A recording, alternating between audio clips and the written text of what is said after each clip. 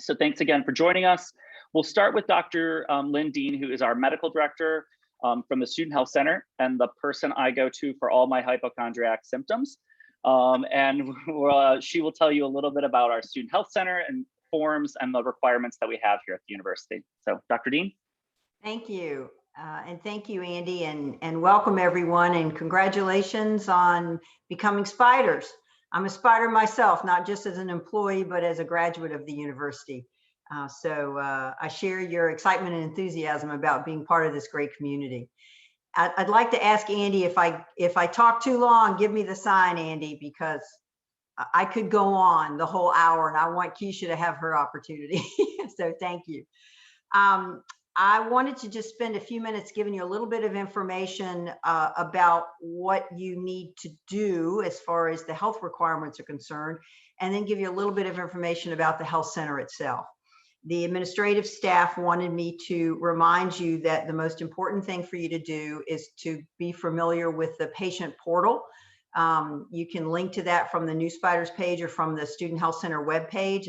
It's really prominent on the page.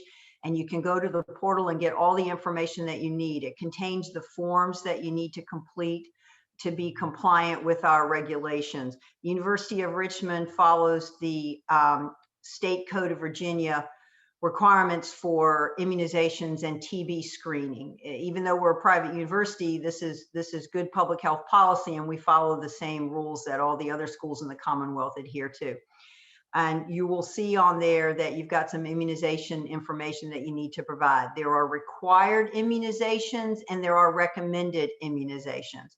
And I understand that the requirements vary from state to state. So some states don't have much of anything required and other states have more. So some of you may have complied with all of these regulations because of where you live, and others may have some catching up to do. The part of the immunization form that concerns COVID is new, and we added it on just a few weeks ago.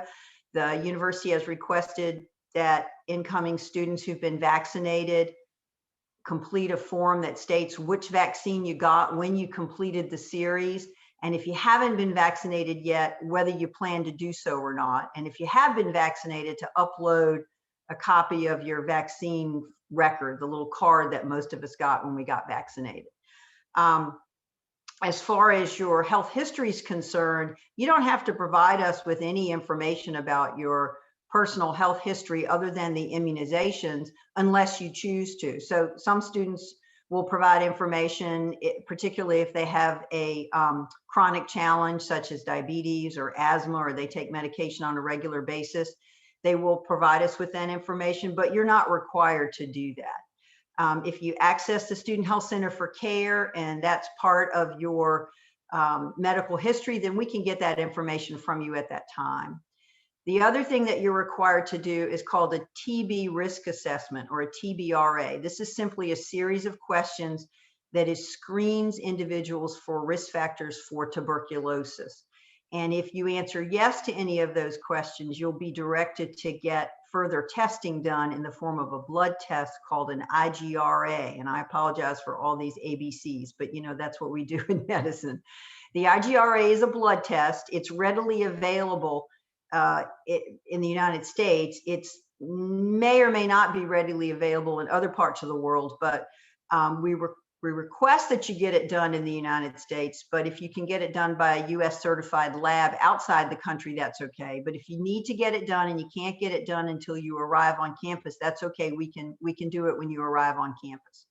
So we will take care of that when you arrive on campus. If you get any immunizations or TB testing done before you come to campus, it needs to be in English. So if you're not able to have it translated, send it to us anyway, because we do have some materials that will allow us to do some translations. And if there's a problem, we will get back in touch with you about needing that information in a way that we can understand it to make sure that you're compliant. So I'm just going to pause there and let you process what I've said. There's information in your patient portal. You go in and you set up your portal. You have your own password. We encourage students to create the portal with their password and not to share the password with anyone else, because it's confidential health information. And then once you get into the portal, you have access to all the information that you need to complete this. You don't have to go see a physician to get your immunization record. You just need a copy of it. You don't have a form that they have to fill out for you. These are things that you can do on your own, and then upload the form that you get from your healthcare facility with your immunizations in it to the portal. Okay, so we try to make it as simple as possible. All right, as far as accessing care, the Student Health Center is in a new location. It won't be new to you, but it's new to us. Because it wasn't just enough to have a pandemic, we had to move in the middle of it too. And we were fortunate to be relocated to a beautiful new building, the Health and Wellbeing Center on campus, which is probably what's very close to the Robbins Center for those of you who've visited campus. We're kind of right next to it and across from the football stadium. But it's a beautiful building, and we're on the second floor of that building. Our colleagues in the counseling center are on the third floor, so we're all right there together. It's very convenient. And accessing the Student Health Center is quite easy. You can make appointments through your patient portal. You can self-schedule appointments. If you're not sure about whether you need to come in for a visit, you can call the health center at our main number and talk to one of the administrative individuals, or they can direct you to speak to a nurse. We also have some unscheduled time slots available. If people happen to walk in and they need assistance, but they don't have an appointment, we have some staff available to help there. And of course, it's like any typical urgent care setting, depending upon how many people show up at once, we can't take care of everybody simultaneously. But we do anticipate, because the building is new and very popular, that there'll be a lot of people that just tend to walk upstairs and say, hey, as long as I'm in the building, can somebody help me? And we will do our very best to assist you at that time. But we do have the option to make appointments. The other thing I want to make clear is the Student Health Center is staffed by board certified physicians, nurse practitioner, and registered nurses. We all can deliver various levels of care. We're very familiar with young adult outpatient care. We've been doing it for a while. And if you see one of the clinicians or one of the nurses in the health center, it doesn't cost you anything for a patient visit. You know, I could see you every day your entire career, and there wouldn't be a charge for consulting us. But if you have a test done, for example, a strep test, or you need to have a blood test drawn, there will be a charge for that. It's a minimal charge. The university only charges what it costs the university to deliver the test. So I think a strep test is $5, for example. But we will discuss all of that with you if we come to a mutual decision that there needs to be some further lab testing done. So there'll be a charge for the lab testing, but there's no charge for the visit with the clinician. Keisha might talk a little bit about that when she talks about the SHIP, the Student Health Insurance Plan. But we will make sure that if there's any fee associated with anything, that you're well aware of that before we go further. The other thing I wanted to make you aware of is, even though the Student Health Center is not open on weekends, we have a resource, a triage nursing after hours call center, where a lot of you may be familiar with this with your own health plan, where you can call and talk to a nurse anytime, day or night, and they can give you advice about what to do related to your problem. Sometimes it simply involves self-care. Sometimes they explain to you what you can do until the health center reopens, or sometimes they may direct you that it's important that you seek care off campus as soon as possible. We have access to all of that information. So for example, if you decided to call them at 10:30 or 11 o'clock or 2 a.m. and have a conversation, that will all be well documented in your record. And when we return to the office, we'll have all that information the next morning, and we can reach out to you and talk about, you know, what the situation was and what your status is now. So I'm going to pause right there. I've tried to hit a lot of topics. I see the time is ticking away, and Andy hasn't given me the sign yet, but I want to make sure that we have time for Keisha to talk, and then questions. Anything else you want me to add at this point, Andy? Okay. Thank you. Dr. Dean. So we'll turn on to Keisha Trim, who is our Director of Risk Management, and who will tell us more about the Student Health Insurance Program. Thank you, Andy. Give me just a moment to get going here. Thumbs up. Can you see the screen? Thumbs up. Okay, wonderful. Okay, welcome new spiders. Well, we're glad to have you on our campus this year. I'm looking for something here. Let's see. Okay, I'm not seeing it. So I will briefly go over our student health insurance program and how, what our requirement is and how you access coverage, how coverage interacts with any treatment you get at the student health center as well. So the first slide here that we'll go over is the hard waiver process. So the university has an insurance requirement for all students, undergraduate students attending and law students. And basically, these students are required to have health insurance that is valid the entire academic year and also covers them for inpatient and outpatient care in the Richmond area. So the way we certify this every year is by going through a online waiver process. So domestic students, you will get an email later on this month letting you know that the waiver site has opened, and you will go online and you will do one of two things. You will either, one, click the enroll button to say that, yes, I need this student health insurance and I am going to enroll in the plan, or you will click the waive button, which says, no, I have coverage through another channel. Many times it's through a parent, but you can have coverage through a parent, through a spouse, or through your own US-based employment. And you do not need this coverage, and so you will waive out of this coverage. International students are handled a little differently. International students, since it's a requirement of your visas to have health insurance, you are automatically enrolled in the plan by the Office of International Education. We do have a few exceptions. Once again, if you have a US-based employer that provides your health insurance here, or you have coverage through a spouse or a parent in the United States, you also can opt out of the plan, but you will not complete the waiver. You will work with our insurance broker directly, and that person will either approve or deny your waiver. In yellow here, you see where it says students who do not take action by the deadline will automatically be enrolled in the plan. So that means that you must either enroll or waive. If you don't take action, then you will be responsible for being enrolled in the plan. And I'll get into the deadlines a little bit later here. One of the benefits, you may think, okay, well, I plan to enroll, but maybe I'll just let them automatically enroll me in the plan rather than proactively enrolling. And one of the things there is that our plan starts August 1st.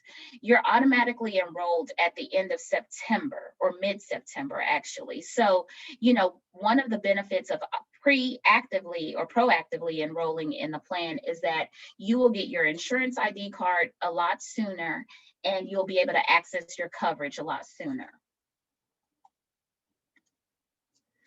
So to kind of go over the benefits of the plan is underwritten by United Healthcare Student Resources.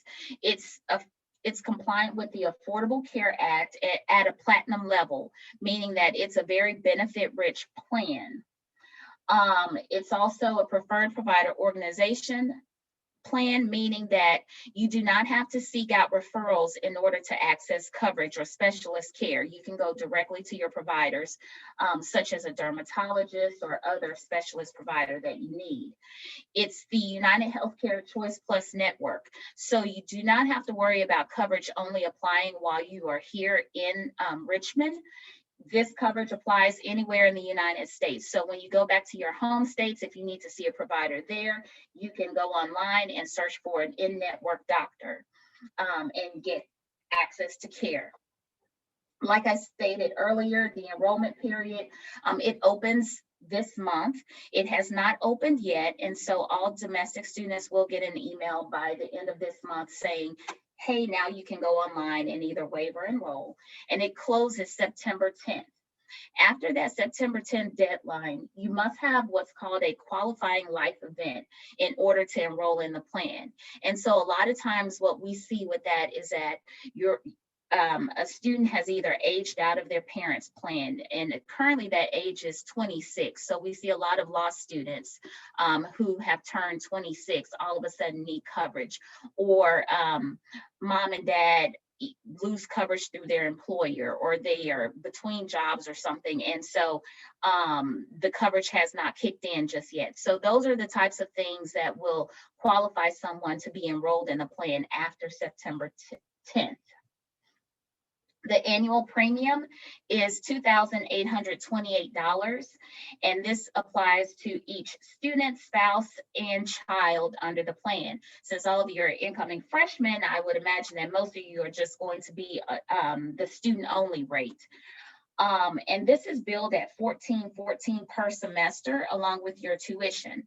So when you go online to to enroll in the plan, you're not asked to put in a credit card or anything or pay at that moment.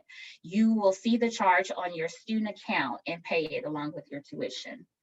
If you do have any dependents that you need to add to the plan, it's important for you to enroll yourself in the plan first and then add your dependents.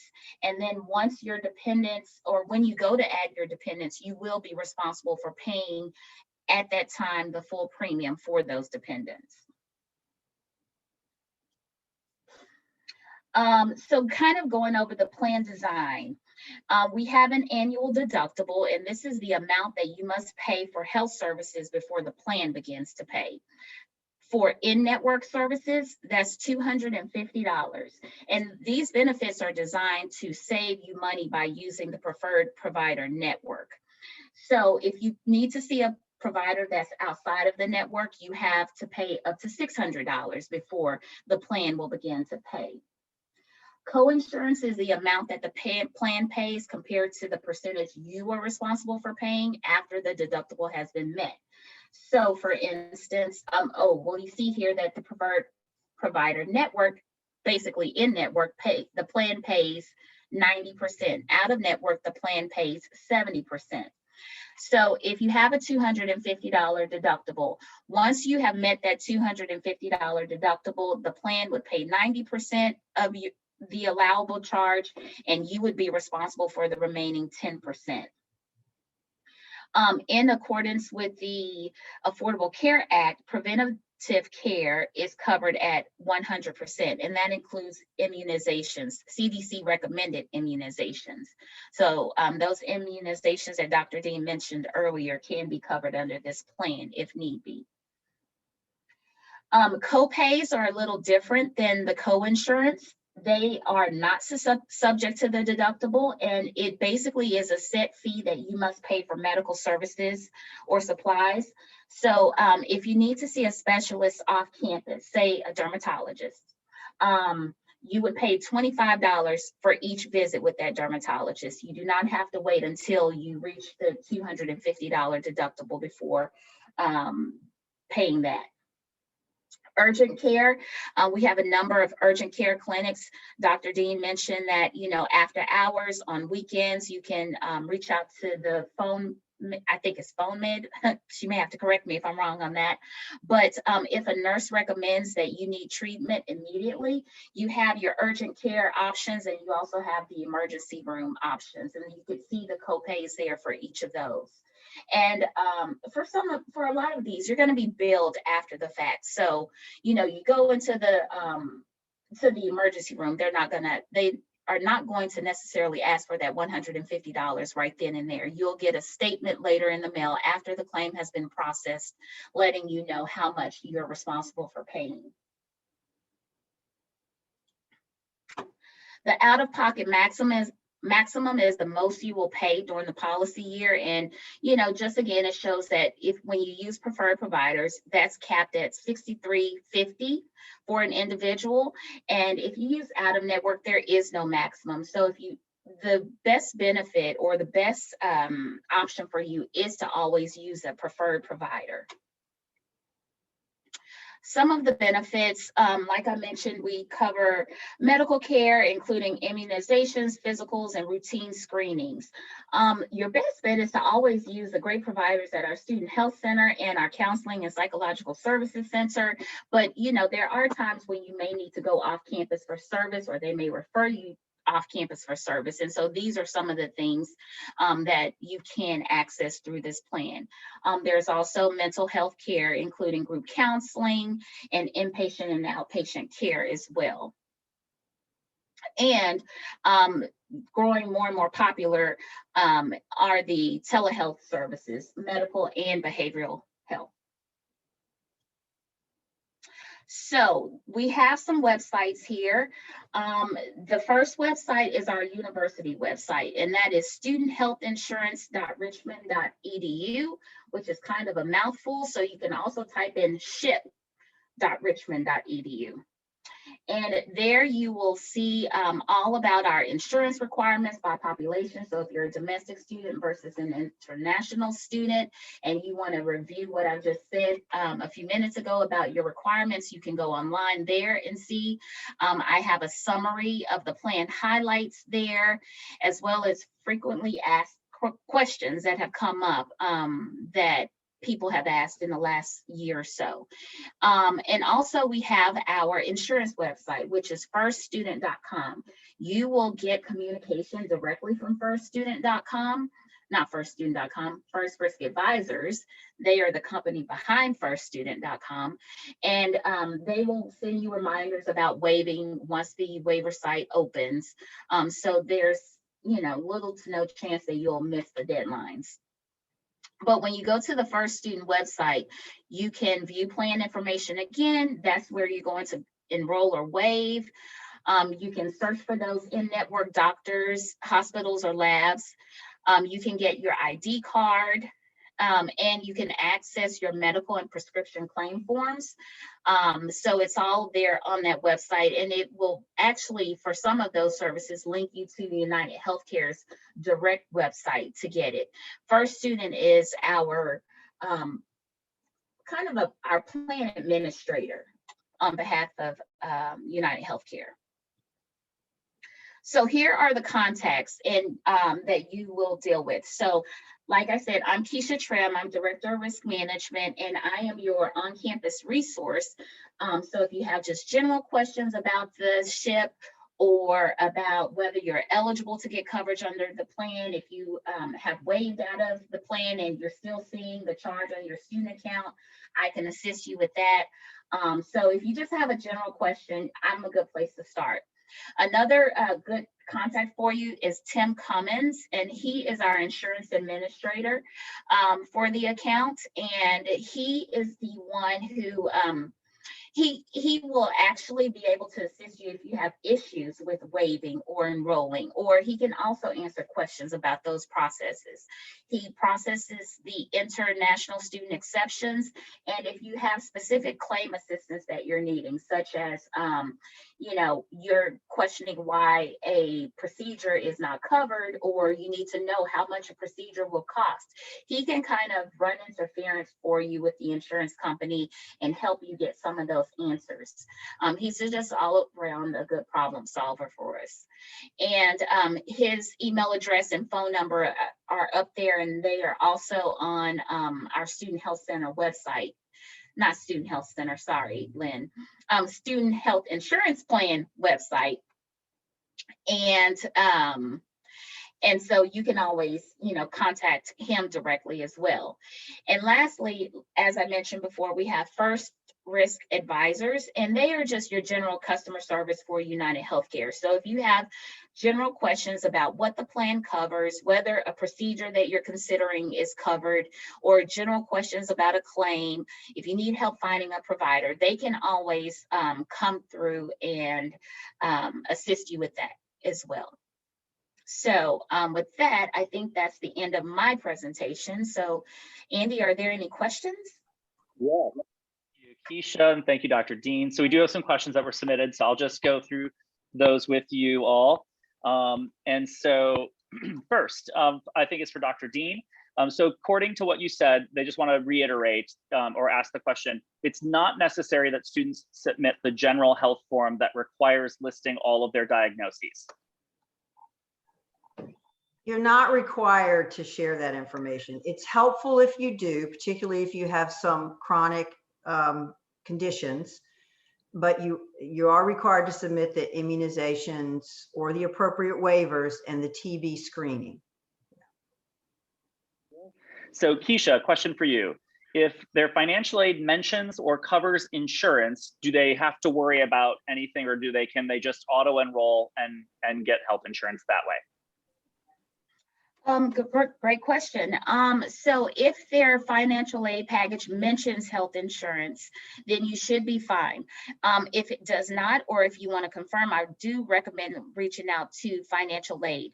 If financial aid, sometimes for domestic students, they do not automatically include insurance in the cost of attendance, or it's not included in the financial aid package, but you can reach out to financial aid and ask for additional funds that may be available to cover the insurance premium. One quick follow-up for you too, Keisha, which I'm sure is going to be the same answer, but I just want to double check with you, is a student asked if they're a Richmond Scholar, is the cost of health insurance covered by the scholarship as part of tuition, or is it an additional cost? Is that a contact financial aid? That is a contact financial aid to confirm.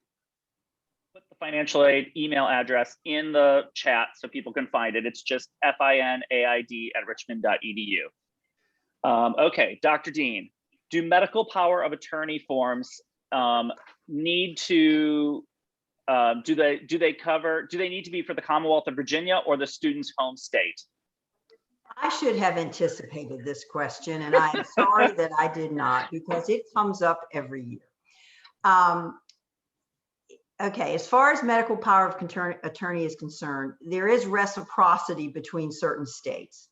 I cannot tell you what those are, and that is why I refer to our general counsel when I receive medical power of attorney before we scan it into a student's record. If the intent of your medical power of attorney is so that you can pick up the phone and call the health center anytime and say, I'd like to discuss the condition and the treatment plan for which my student was seen there earlier today, it does not cover that. That is a medical release form that the student would have to sign at the time of the visit, allowing us to release that information to whomever they direct us to release it to.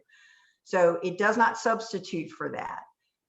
If your concern is that the medical power of attorney is on file so that in the event of an emergency or a serious situation, someone will get hold of you, I can assure you that the university does do that. And Andy and I have been at the university for a long time. I've been there the longest, but I think he can attest to that. We always ask and we always reach out to parents, particularly if it's an emergency situation and the student is unable to give consent. Andy, would you agree to that? 100%.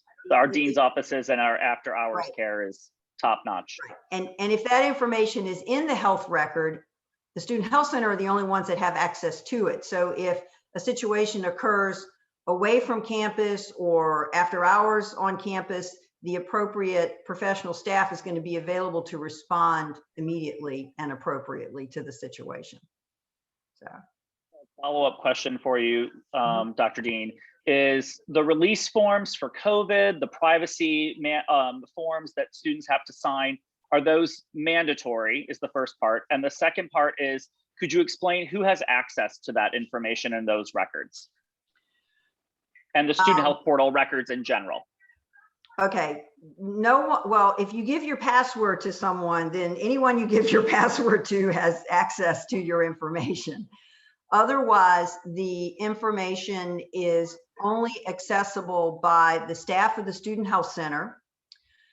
If you are a student athlete, you may, your athletic trainer who provides medical care may have access. It depends upon, the athletic trainers do not have access to all students. They have limited access to someone who is specifically a student athlete under their care.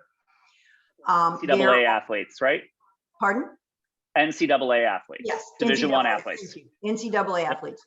There are 3 prescribers, 2 psychiatrists and a nurse practitioner in the counseling center who have access to the record so that they can do electronic prescribing of medications.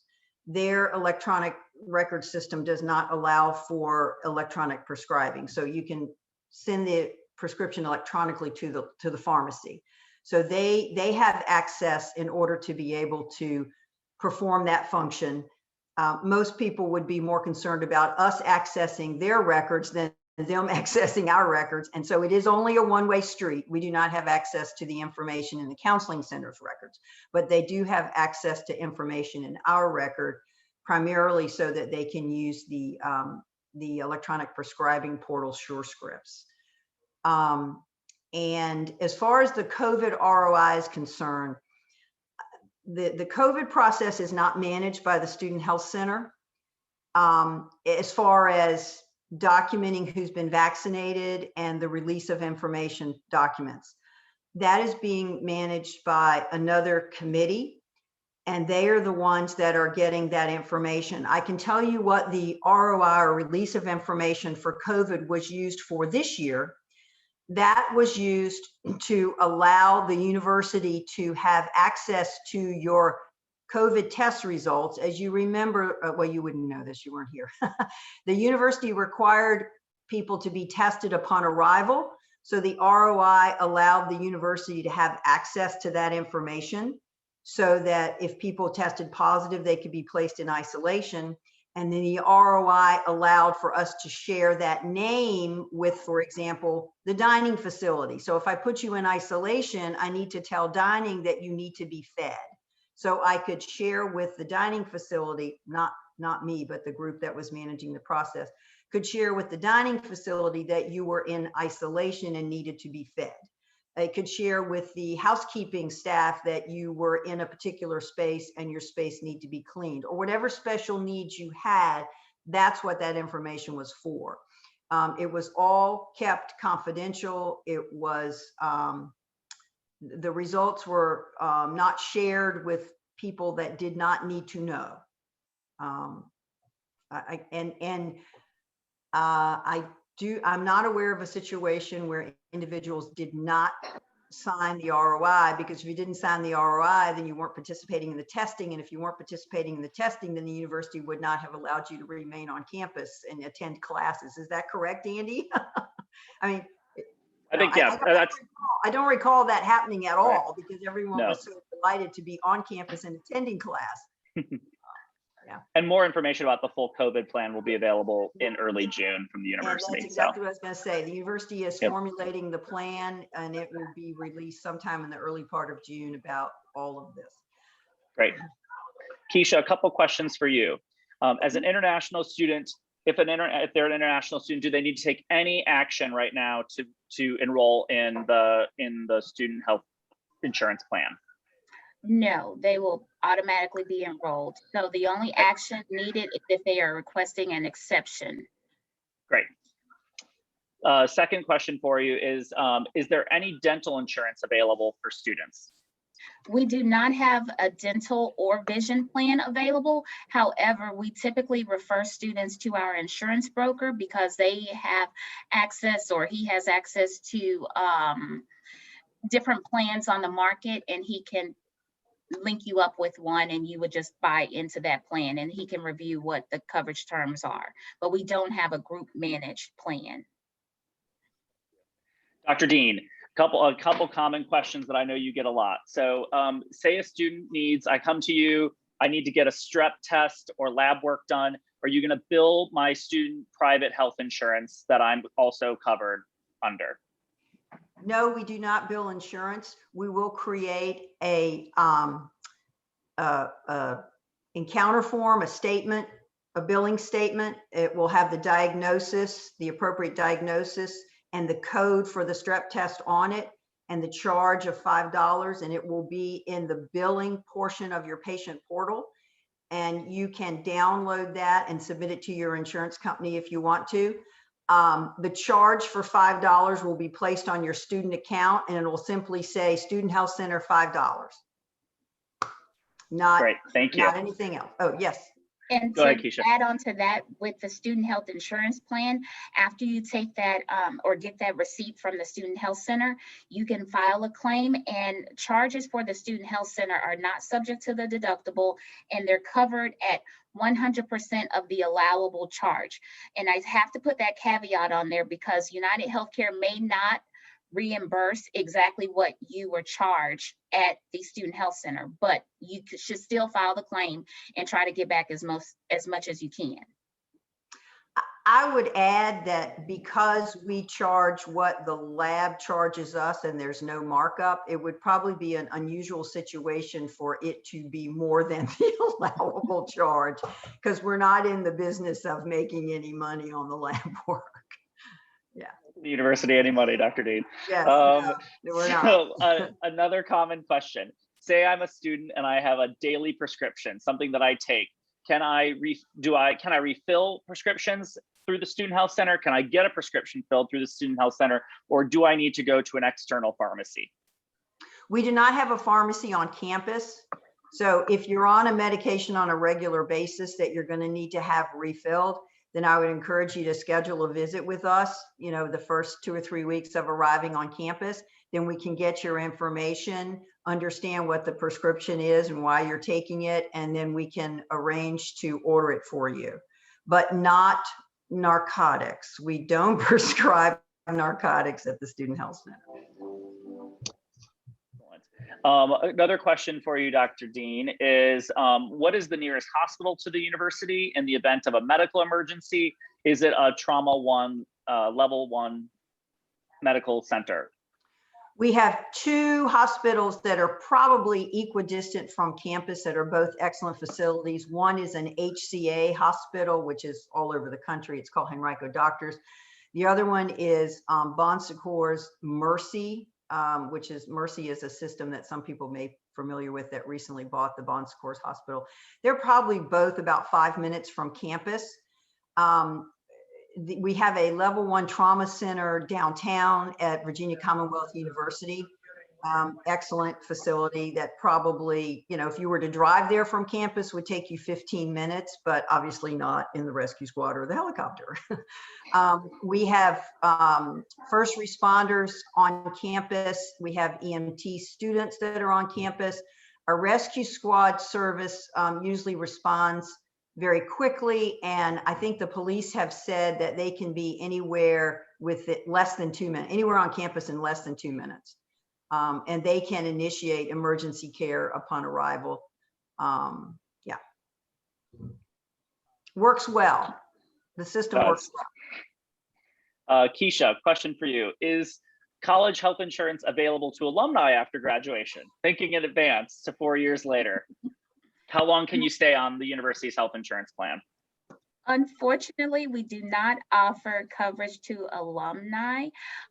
You are on the health plan for all of these semesters you are enrolled, long semesters, excluding the summer. So our plan begins August 1st, and the first fall session is through December 31st. So if you graduate in December, you have coverage through December 31st. If you're still here in the spring, and if you leave the university at the end of the spring semester, you have coverage through the end of the policy, which is July 31st. So it's August 1 to July 31st each year. Once you are no longer actively enrolled and taking classes, you are ineligible to be in the student health plan. Student goes for an internship and is on the student health insurance plan, they can still utilize it in, you know, if they take an internship in New York City or anywhere around the country or world. Absolutely. So if we have someone who is a continuing student, so they're enrolled in the plan this year as a freshman, and then they're doing an internship during the summer, and they're going to be back as a sophomore in the fall, then yes, they can continue on. There's no interruption of their coverage. Excellent. Thank you so much. So those are actually all the questions that we had submitted. So finishing right on time, which is great. I want to thank Keisha and Dr. Dean. We will, you can view a recording of this on the New Spiders website. We will post a recording of all of these summer series on there. So if you missed something and want to watch it again, because it's just riveting, you're welcome to do that. I would also encourage you to visit the Student Health Center website because it has, and I will put that also in the chat so that you can click on that link. It has information, direct links to the Student Health Portal, how to log into it, the forms that you need to complete, and all of those things. Dr. Dean, last question I have for you is when are forms due, and how do they make sure that they avoid all the problems with not submitting forms?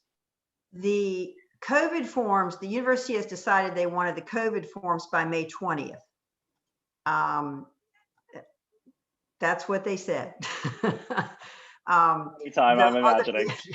The other forms are June 1. Frankly, they wanted the COVID forms as sooner because they're just trying to gauge how many people have actually been able to be vaccinated to help them make some plans for, as Andy said earlier, be making some decisions about the fall semester. And they needed to gauge how many folks have actually been able to get vaccinated, because we had a fair number of students before they left campus that were able to be vaccinated. So we don't really know what's going on with the new spiders. But the other forms are June 1. We understand that sometimes it takes a while for people to get the paperwork together and get it done. And so we requested June 1, but we will not start to chase after you until after you arrive on campus in August. I did want to mention the power of attorney question, which I'm so disappointed that I didn't anticipate that one because it always comes up. We got the general counsel to actually write a couple of sentences about that so that it states exactly what she wanted it to say, and it is on our website. So for folks that want to read it. And since I'm not a lawyer, I had her draft it.